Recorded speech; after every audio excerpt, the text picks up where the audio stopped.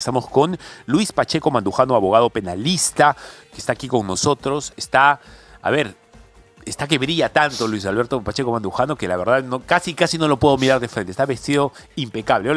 Hola Luis, ¿cómo estás?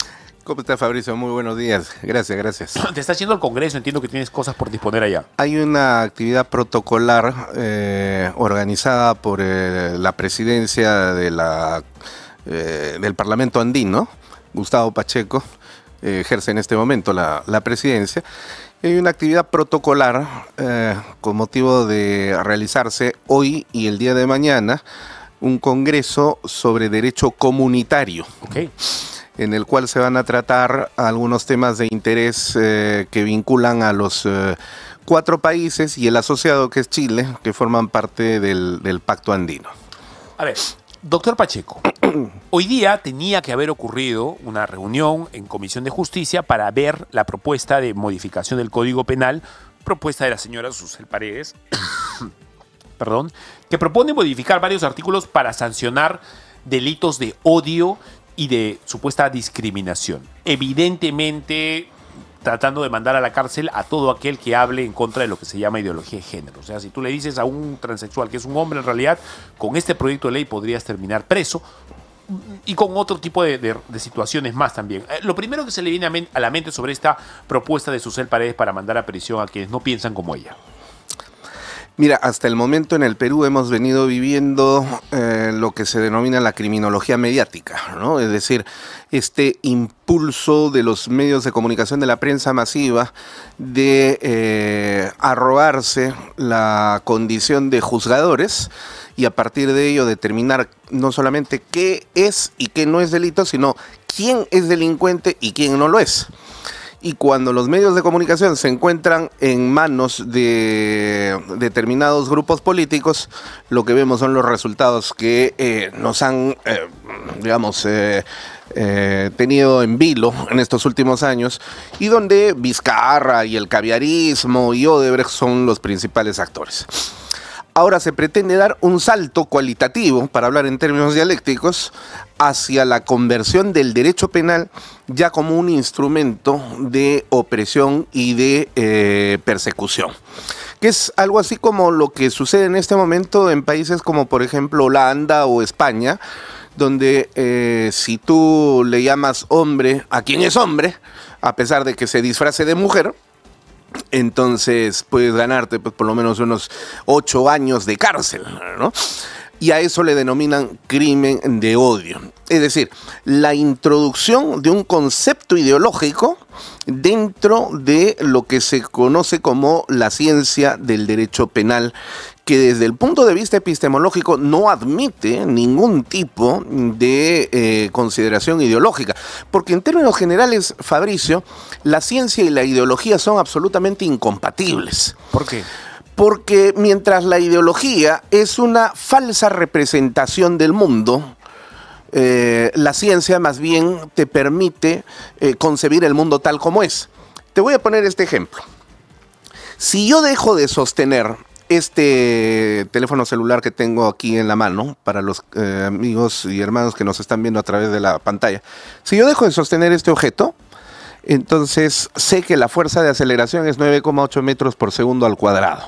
Eso está medido, es la fuerza de gravedad en el planeta Tierra, en la Luna es 1,3, en Júpiter es 15,4 y así sucesivamente.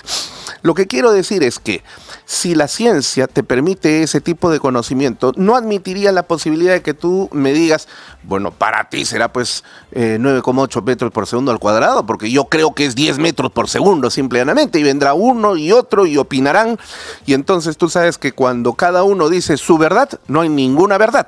Porque lo cierto es que en un mundo en el que se disuelve la verdad y todos tienen un punto de vista que es, como dicen el día de hoy en la modernidad o posmodernidad, lo que tú piensas es válido y lo que piensa él es válido y válido y válido, nada es válido. Todo está revuelto, todo está entreverado.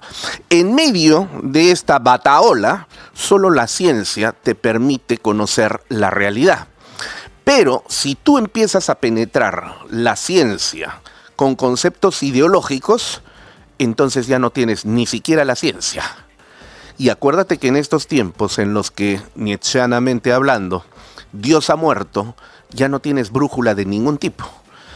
No tienes Dios, no tienes ciencia, entonces simple y llanamente lo que tienes es un mar de seres humanos que se mueven al ritmo de un concepto ideológico, de varios conceptos ideológicos, y donde evidentemente a río revuelto ganancia de pescadores, quien controla ese mar será el todopoderoso regente, en última instancia, en términos económicos, que es lo que esconde realmente todo este impulso que se ha venido sufriendo en el planeta, ¿no? Y que ahora quieren meterlo en el Perú.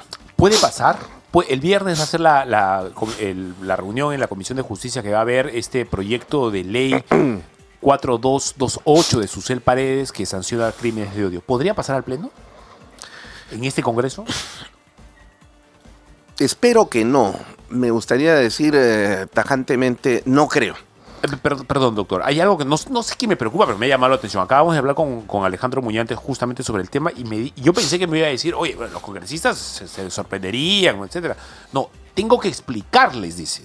Tengo que explicarles por qué esto no es a favor de los derechos LGTB, sino en realidad es un puñetazo en contra de la libertad de expresión de un montón de gente. O sea, creo que estamos más rezagados en el Congreso de lo que parecía. Y cada vez se van limitando más derechos precisamente para poder generar una representación política de ese tipo. O sea, congresistas a los cuales hay que explicarles con manzanitas qué cosa es el derecho.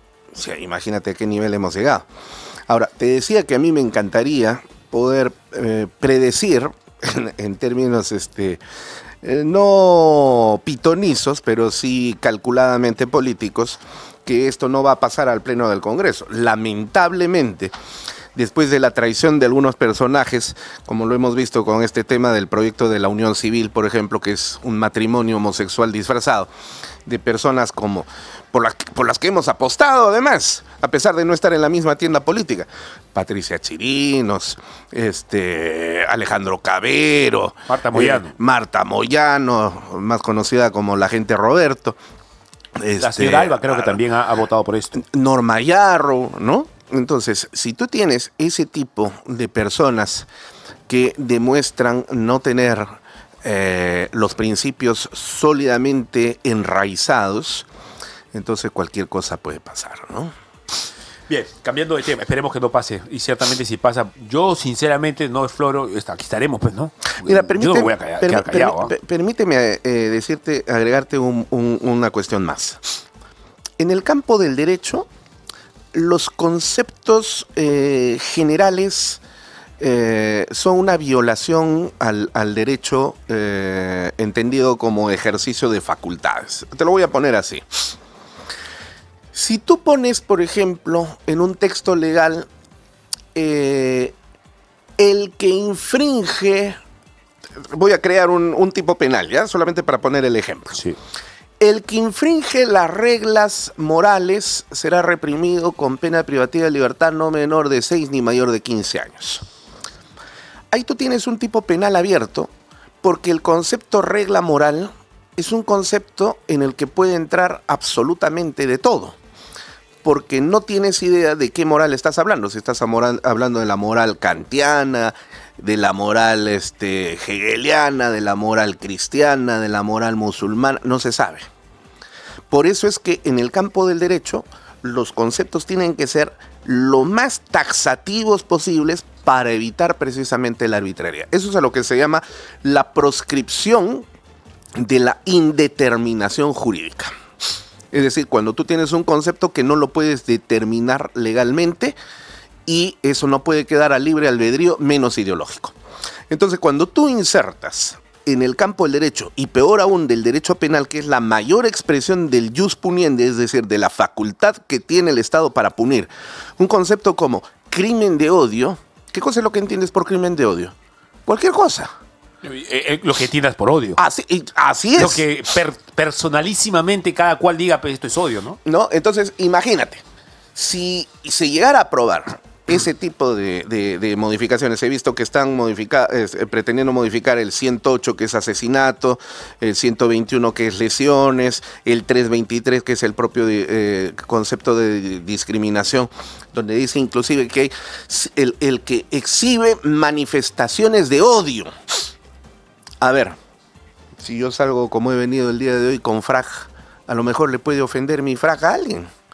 Y eso es expresión de odio, porque estoy vestido de una forma occidental, dando la apariencia de ser, como dicen algunos argentinos idiotas, un machito blanco heteropatriarcal, sí, claro. y además hegemónico y con privilegios. Y mi sola presencia... Te estás apropiando de la cultura de otro país, digamos. Y mi sola presencia ya es ofensiva para determinado grupo social que se vaya a la cárcel, ¿no? Entonces, por eso precisamente en el campo del derecho penal no se puede insertar conceptos de esta naturaleza. Si los congresistas de la República no tienen la capacidad para poder comprender este concepto que es tan sencillo y en su lugar permiten el ingreso de ideologías que tengan bien en claro, la ideología y la ciencia son absolutamente incompatibles, menos en el campo de la producción de políticas públicas de Estado. Lo ha dicho clarísimo Luis Pacheco Mandujano, que está con nosotros, abogado penalista. Vamos a estar atentos, doctor, justamente al tema. Pasando ahora a otro tema que también es espinoso. Quiero invitarlo a oír hablar al exministro José Manuel Hernández, que ayer se ha ido con todo contra Martín Vizcarra. Ha dicho que ha hablado de 1.3 millones, ha hablado de una torta que había que repartirse, que Vizcarra no se quería quedar sin nada, etcétera. ¿Le parece si lo escuchamos y luego lo comentamos? Claro que sí. Adelante, por favor. El señor Vizcarra le pide a Granados que me dé el teléfono y ahí empieza una conversación diferente con el señor Vizcarra. ¿Nos podría decir de esa conversación con el señor Vizcarra, en qué consistió? En esa conversación, el señor Vizcarra, lo primero que me pregunta es que si los conozco y si son serios, ¿no? Y que si había algo adicional. Entonces, cuando yo le pregunto qué quiere decir algo adicional, me dice algún premio, porque ellos se comen la torta solos. Es una frase que me quedó grabada porque nunca la había escuchado en una negociación de este tipo. Cuando dice son serios, ¿a qué se refieren? Bueno, de ahí la conversación devino en que si había algo para él. Y le digo que hable directamente con Granados, que lo tenía al costado, y entonces él me dice, no puedo, mejor tú dile. Y entonces le comienzo a preguntar, bueno, ¿de qué estamos hablando? Y él me habla de un monto de dinero, entonces 1.300.000 soles. Entonces yo le digo a Granados, mira, esto es lo que está pidiendo para que pueda no objetar la buena pro, otorgar la buena pro y firme del contrato. Y entonces se produce un receso porque Rafael Granados tenía que consultar con los empresarios tanto de ICSA como de COT. A ver, si hay alguien que estaba muy cerca en el gobierno de Vizcarra, a Vizcarra, entre algunas de las personas que estaban ahí, seguramente uno de ellos era el exministro de Agricultura, José Manuel Hernández, que ustedes acaban de oírlo ayer en una audiencia del Poder Judicial, diciendo que Vizcarra le pidió y por supuesto recibió luego un presunto soborno, ¿no? Hay que hablar en términos condicionales, de 1.3 millones de soles cuando estaba en Moquegua. Y que este dinero le fue entregado en sobres Manila, el doctor Pacheco Mandujano, en 2014 y 2016 por el tema del hospital de Moquegua. A ver, y es solamente una piecita de un rompecabezas donde ya prácticamente este lagarto está frito. Bueno, tú lo has dicho, es una pieza de un rompecabezas que se está armando, ¿no? Ahora, los ciudadanos deben considerar, los que nos están escuchando, que cuando se lleva a cabo un juicio, normalmente la persona que está acusada niega, ¿no?, la imputación de los hechos. Todos son inocentes. Claro, por ahí habrá pues algunos que realmente sean inocentes, ¿no? Pero cuando en la investigación se empiezan a encontrar elementos que van mucho más allá de las palabras, es decir, yo vi que fulano de tal hizo, o a mí me dijeron, yo escuché, él entró, se fue con tal, esas son palabras. Pero cuando tú tienes ya hechos comprobados que empiezan a verificar el valor de verdad de las palabras, como tú acabas de decir, estás frito, lagartito. Y en este caso lo que tenemos es una serie de actos de corroboración que van más allá de las palabras. Porque claro, el lagarto, en su desesperación y su angustia, como el día de ayer empezó a reírse con su abogado, es la muestra de una expresión de nerviosismo, ¿no? Porque no solamente es que José Manuel Hernández diga que yo me comuniqué, me llamó por teléfono y hablamos con Granados y luego me preguntó y me dijo que la torta y que esto. No, lo cierto es que en Obrainsa existen documentos de la extracción de 400,000 soles que se depositaron, se hizo una modificación, está la persona que fue a cobrar el cheque, que es un conserje. El señor Tobías Puerta, ex conserje, que ha confirmado cobro de cheques de 400,000 y de 600,000. De 600,000. Entonces, ¿tu conserje va a cobrar 400,000 y 600,000 soles? A ver, lo tenemos en un video. ¿Le parece si lo escuchamos? Claro que sí. Adelante con el BTR de Tobías Puerta, por favor. ¿Puede ver de qué fecha es? Sí, sí, perfecto. ¿Qué fecha es? 100%, sí, sí. Perfecto. Díganos la fecha que aparece ahí. 27 de 1, 2014. 27/01/2014. Sí. ¿Por qué monto? O sea, 400. 400. Sí, Y díganos, ¿usted cobró ese cheque? sí. Y después de que cobró ese cheque, ¿qué fue lo que hizo? Después de cobrar el cheque, ¿qué hizo? Ya. O sea, en el Banco Continental cobré el cheque en una bolsa, ya, con el chofer, regresé a la oficina y entregué al cajero, o francamente no me acuerdo, pero al cajero y al señor Paul Tejeda. ¿Por qué monto es ese cheque? Es 600. ¿600 qué? 600 sol. Míralo bien. Sí. ¿Por? Bien, 100.000. Paul Tejeda es 600.000 soles. uno de los gerentes de Obrainsa. Paul y Elart, Manuel, eran dos hermanos, o son dos hermanos que estaban al frente de Obrainsa, la empresa que todo indica coimió a Martín Vizcarra, que está ahí al lado con una cara de palo. A ver, no se le mueve una ceja, no le tiembla un párpado al señor. Que es un psicópata, ¿no? El psicópata no es una persona, a veces se confunde al psicópata con el esquizofrénico, ¿no? El esquizofrénico es el que sufre un problema mental en el que empieza a alucinar y a ver cosas que no están ahí o a escuchar voces, ¿no? No, eso no es el psicópata, ese es el esquizofrénico. El psicópata es una persona que tiene, por alguna razón, no sé si biológica, genética, eso está en estudio, incapacidad para sentir dolor de conciencia. Es decir, es una persona que carece de moral. Por eso es que le dicen el lagarto, pues porque es sangre fría. Entonces, pero más allá de las características personales y de un análisis psicológico que lo podría hacer el especialista, lo cierto es que Vizcarra, al salir después de esta diligencia, dijo: nadie ha visto qué cosa había dentro del sobre.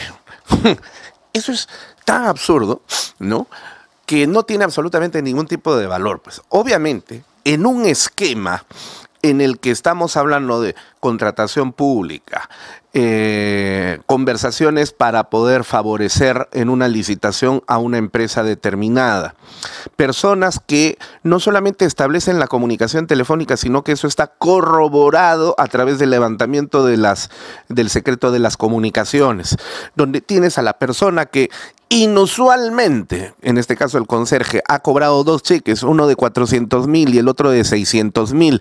Se habla de 1.300.000 de coima.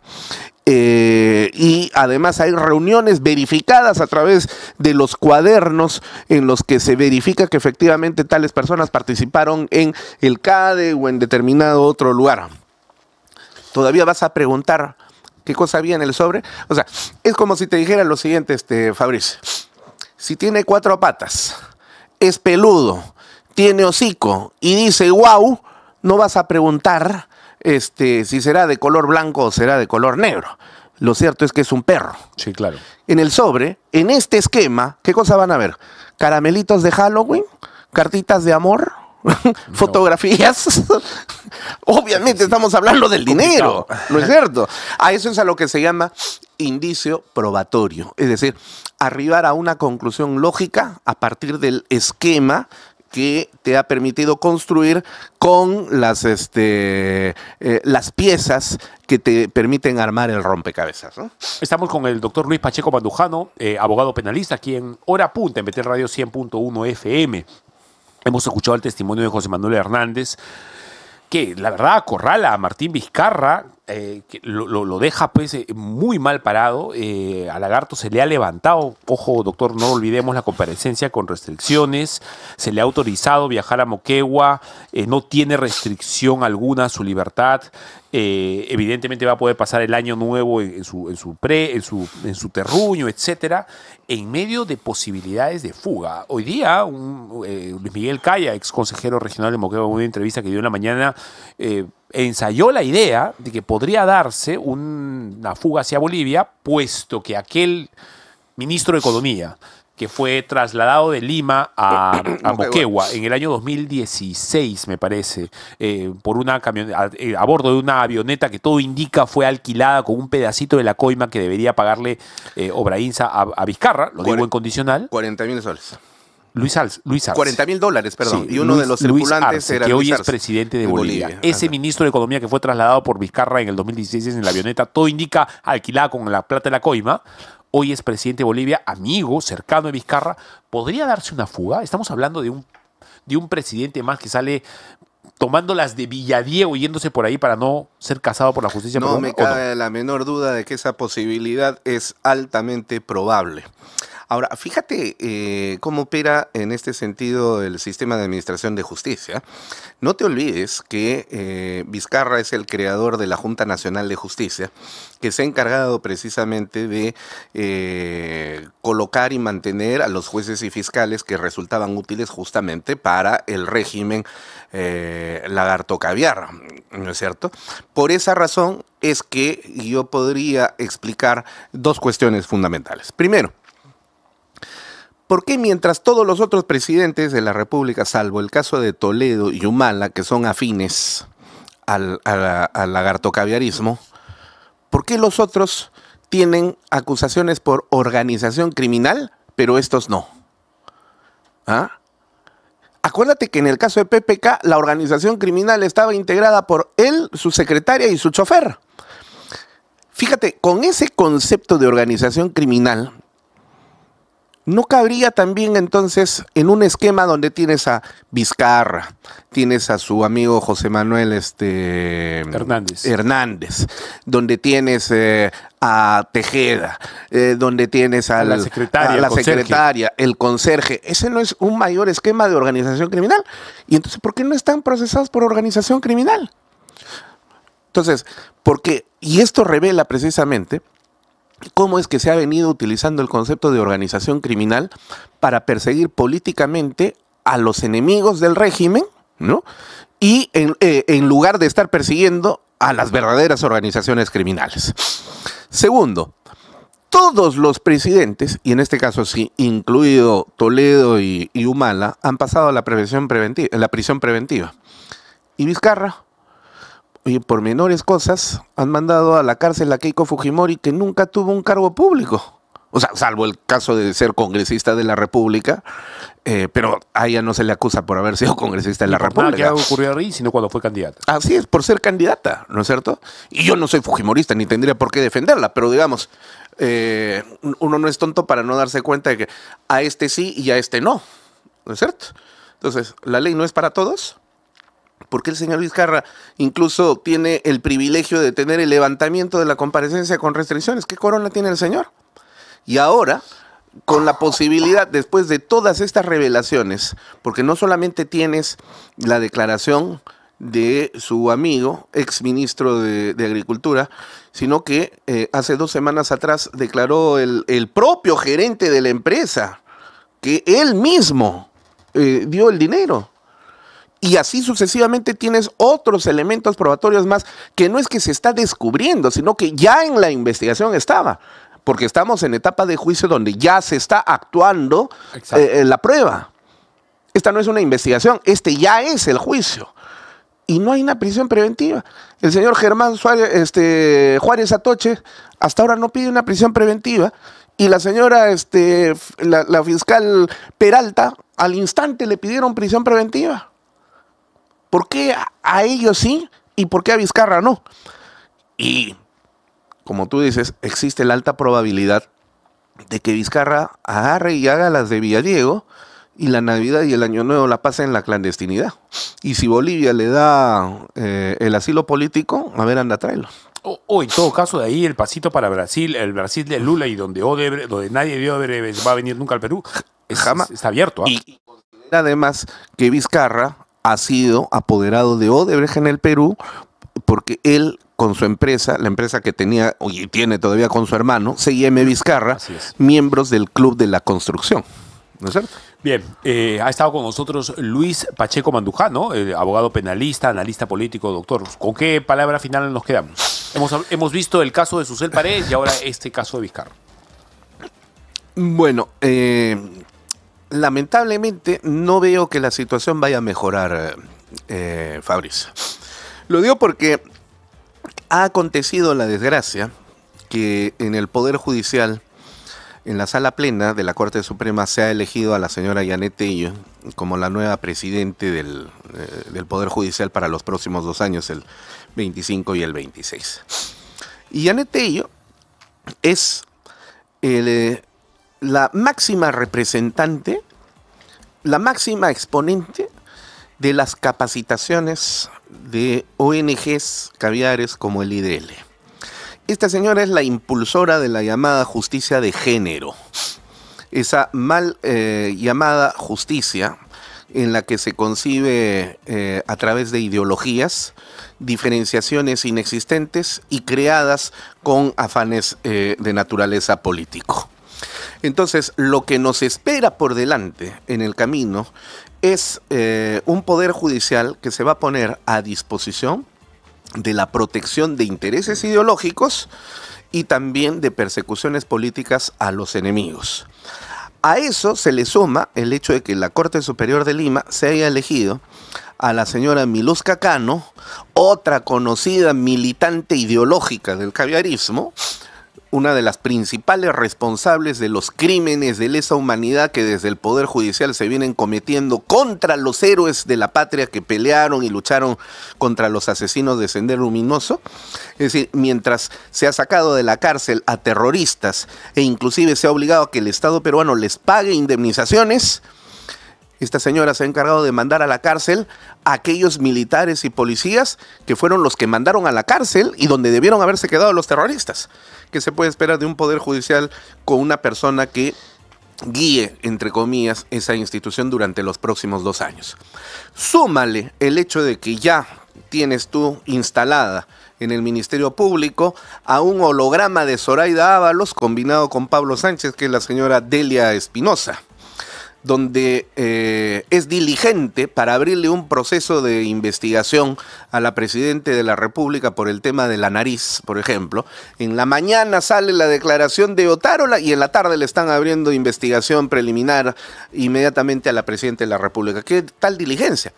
Pero en su despacho obra hace ya medio año prácticamente el informe procedente con la pericia que acredita que José Domingo Pérez tiene o tendría un desbalance patrimonial de casi 130.000 soles y hasta el día de hoy no formaliza investigación preparatoria. Ahí sí no es diligente. Claro, investigación que todavía da para más. Por supuesto, esa cifra puede crecer. Esa cifra, como tú bien sabes, porque has sido actor principal en la revelación de este hecho, solamente abarca un periodo que va entre enero del 2022 y el 23. O sea, no está para atrás ni está para adelante. ¿Qué pasaría si se levanta el secreto bancario nacional e internacional del señor José Domingo Pérez. Y fíjate, y no hay que ser pues un experto ni tener mucha ciencia para poder ponerse a pensar como por ejemplo en el mes de febrero con su tarjeta de crédito el señor gasta casi 50.000 soles cuando su sueldo es 14.000. ¿Cómo gastas 50.000 si tus ingresos son 14.000?